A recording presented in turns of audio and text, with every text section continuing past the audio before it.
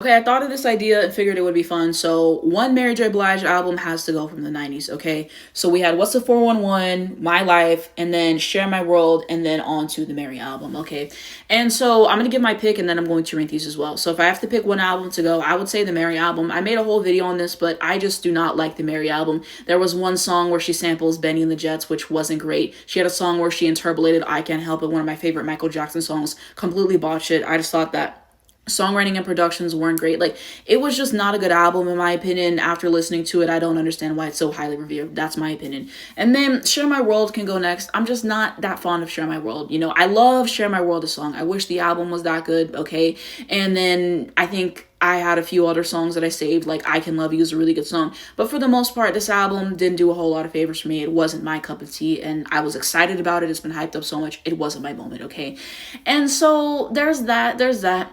Her working with hashtag that man is certainly a choice, okay? So that was not good as well. And I skipped that song, of course. I'm not listening to anything that I know he's involved on. But Share My World did not move me. Okay, and now we get to, the real heavy hitters. Okay, so What's the 411? This was a good album. I would have to re-listen to it because I remember the same 3 songs off this album. But I will say I love Reminisce. Reminisce always stands out to me. That's always one of the songs that I remember. Real Love was a good song on this album too. Like, I like most of the songs on this album. I thought that this was a good debut album, a good showing, for Mary for the first time out. And My Life is Mary's best album. This is the crown jewel for me, okay? Because whenever we're looking at stuff like You Bring Me Joy was such a good song, okay?